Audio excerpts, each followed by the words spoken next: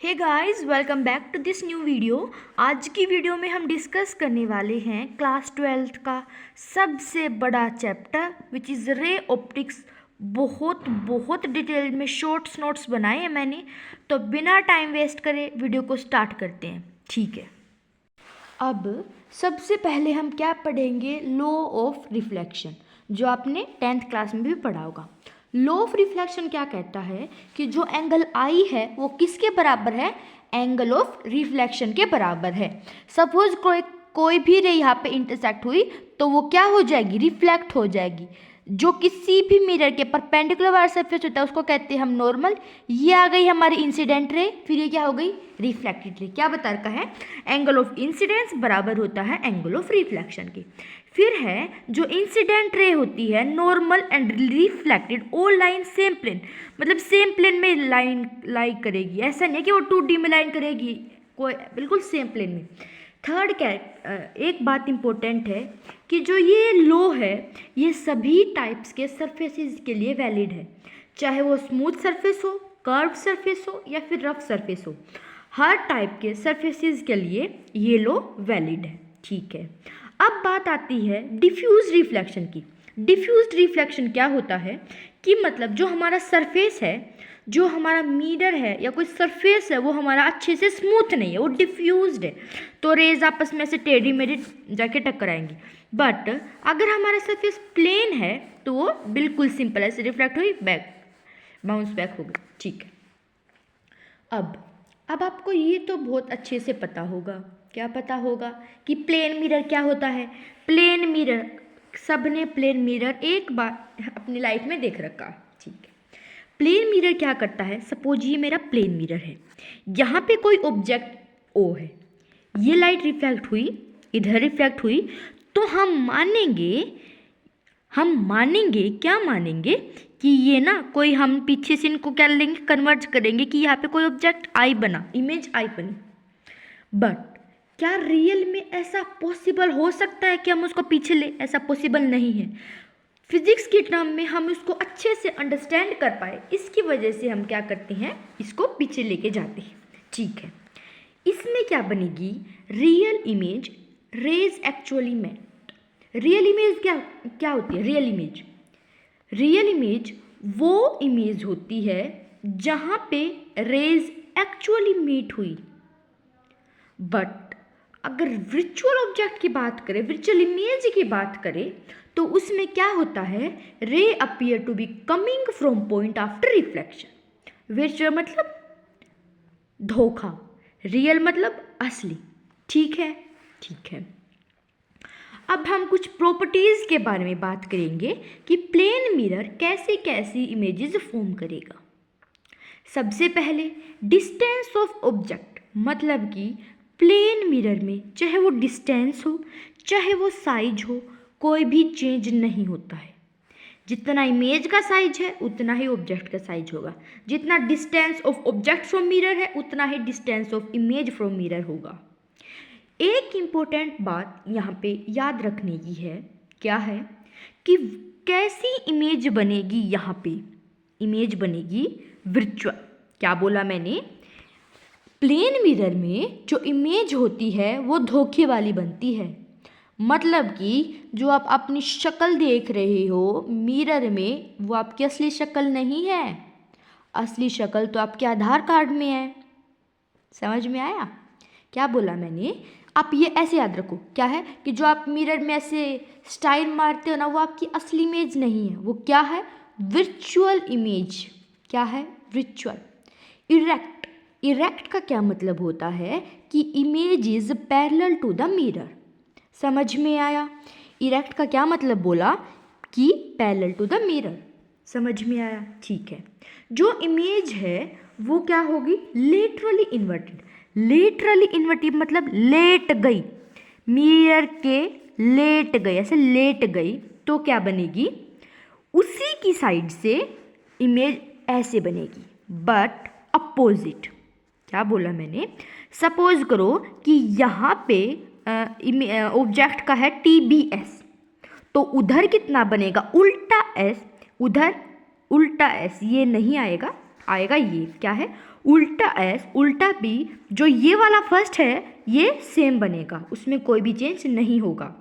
No lateral inversion, ओ इन T, T में कोई भी लेटरल इन्वर्जन नहीं होगा। समझ में आया? ठीक है। अब हम बात करेंगे क्लोक के क्वेश्चन के बारे में।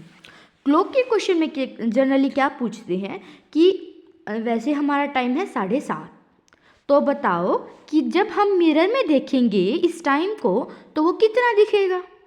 अब आपके पास मिरर तो है नहीं पेपर में कि आप देख पाओगे, तो इस आपके पास क्या है, आपके पास है फॉर्मूला। फॉर्मूला क्या कहता है कि जो टाइम हमें दे रखा है उसको 11:60 से माइनस कर दो, मतलब कि 12 बजे से माइनस कर दो। यहाँ पे हमें 12 नहीं लेना है, हमें क्या लेना है 11:60। समझ में आया? ठीक है। अब एक क्वेश्चन था, मैं आपको दिखाती हूँ। जेईई मेन 2023 में शिफ्ट सेकंड में ये क्वेश्चन पूछ रखा है। क्वेश्चन क्या है? क्वेश्चन है ये, आप वो मत देखो, रखा है कि जो light rays from a object have been reflected towards an observer from a standard flat mirror. Flat mirror एक टाइप का कैसा मिरर होता है? Plane mirror. ठीक है, उसकी इमेज कैसी कैसी?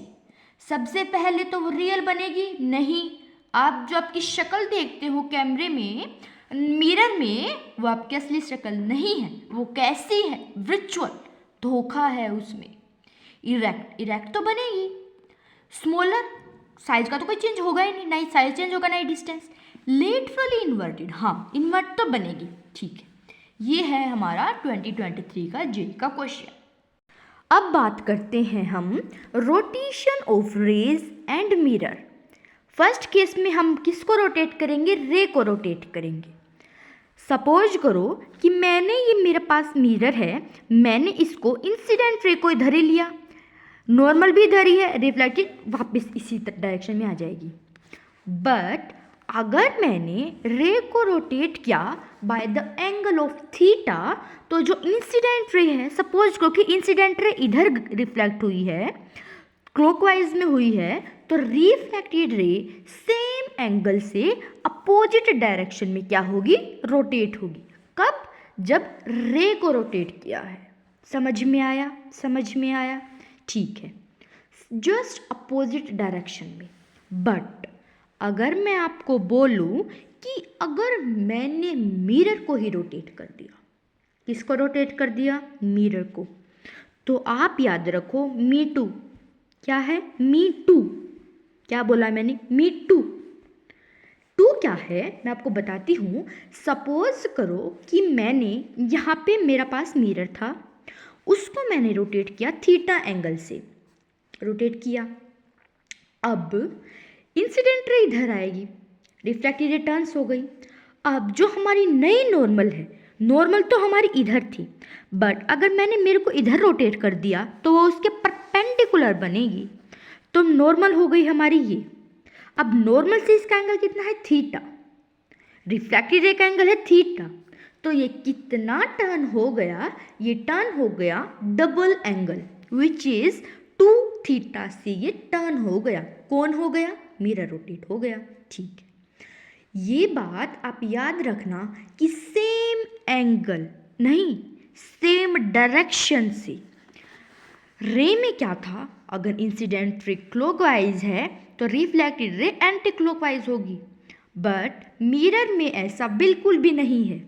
मिरर में सिर्फ एंगल चेंज होगा, मी टू थीटा से सेम डायरेक्शन में, इट्स अ सेम सेंस में वो क्या होगी? रोटेट होगी। समझ में आ गया? ठीक है, अब हम एक क्वेश्चन डिस्कस करते हैं। क्या करते हैं? क्वेश्चन डिस्कस करते हैं। क्वेश्चन क्या है? क्वेश्चन है ये, कोई फिगर है हमारे पास फिगर है जो कि एक प्लेन मिरर शो कर रहा है, लाइट इंसिडेंट हुई है। If the incidence ray is turned by 10 degree and the mirror is 20 degree, mirror को रोटेट किया 20 से, तो कितना बढ़ जाएगा? 2 थीटा विच इज 40। एंगल कितना रोटेट हुआ? अब क्या बोल रखा है? इंसिडेंट रेज 10 डिग्री, 10 डिग्री से इसको मैंने ऐसे, तो सेम ही डायरेक्शन में होगा, क्लॉकवाइज के सारे आंसर है। ठीक है, ये किधर हो गया, इधर क्या बोला मैंने, देखो ये हमारा आ गया 40 डिग्री एंगल आ गया, इसका मेरा रोटेट हुआ।